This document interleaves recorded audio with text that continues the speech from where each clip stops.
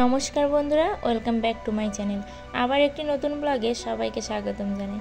আর আজ কিন্তু সকাল সকাল বুড়ো আর আমি বেরিয়ে পড়েছি বাজার করতে। আর এই রোদ্রে তো বাজারে যেতে ইচ্ছেই করে না, আর আমি গেলেও ওকে নিয়ে যেতে চাই না, কিন্তু ও তো পিছন ধরে পড়ে থাকবে, আমার আগেই রুম থেকে বেরিয়ে যাবে।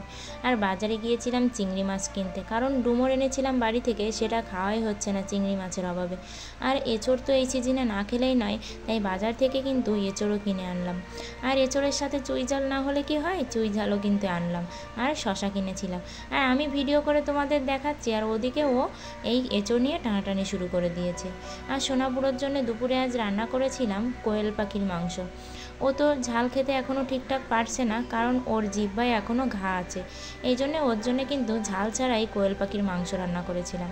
আর এই যে চিংড়ি মাছ এনে কিন্তু ডুমোরটা পুরো রান্না করে ফেললাম। আর দেখতে যা হয়েছে না, খেতে অসাধারণ হয়েছিল। এখনই ভিডিওর ভয়েস দিতে গিয়ে জিভে জল চলে আসছে। আর ডুমোর আমার খুবই পছন্দের একটি খাবার, আর সবাই আমরা মোটামুটি পছন্দ করি। আর তারপর দুপুরে ঘুমিয়েছিলাম, বিকালে উঠে কিন্তু সোনাপুরের জন্য একটা রেসিপি করছিলাম। আর খেজুর আর সাবুদানা দিয়ে সোনাপুরের জন্য একটি অসাধারণ রেসিপি তৈরি করছিলাম। আর বাচ্চাদেরকে এরকম পুষ্টিকর খাবার তো খাওয়াতেই হয়। আর ওর যেহেতু জ্বর হয়ে ওর শরীরটা খারাপ হয়ে গেছে, স্বাস্থ্যটাও একটু খারাপ হয়ে গেছে, তাই কিন্তু আমি সবসময় চেষ্টা করছি ওকে যাতে সঠিক পুষ্টিও দিতে পারি, আবার ওর স্বাস্থ্যটা ভালো করার জন্যে যাতে সঠিক খাবারটা ওকে দিতে পারি। তাই কিন্তু কষ্ট করে বিকালেই ওর জন্যে সাবুদানা আর খেজুরের এই অসাধারণ রেসিপিটি তৈরি করলাম। আর এই খাবারটি কিন্তু পুষ্টিতে ভরপুর, যেটা বাচ্চার শরীরের বিভিন্ন পুষ্টির চাহিদা সহ কোষ্ঠকাঠিন্য দূর করবে। তাই আমি ওর জন্যে এই খাবারটি তৈরি করলাম। আর এখানে কিন্তু তৈরি করে ওর কাছে দিয়েই দিলাম, আর ও সেটা খেতে গিয়ে কিন্তু দুষ্টুমি করছে। আর এই রেসিপিটি যদি আপনারা দেখতে চান, তাহলে আমার এই চ্যানেলেই এই ভিডিওটি দেখতে পাবেন। তবে এটা আমি কাল আসছে এই ভিডিওটা, আপনারা চাইলে দেখে আসবেন কাল।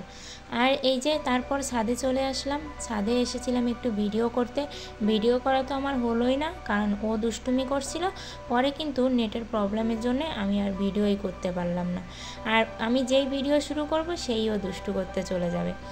আর তারপর আমি এখানে ভিডিও করছিলাম, আর এসে মাকে প্রচণ্ড আদর যত্ন হচ্ছিল। আর মাঝে মাঝে ও এরকম আমাকে যত্ন করে, আর ও আমাকে প্রচণ্ড ভালোবাসে। তাহলে আজকের ভিডিওটা এ পর্যন্তই। ভালো লাগলে অবশ্যই লাইক কমেন্ট করবে, আর সবাই আমাদের একটু বেশি সাপোর্ট করবে।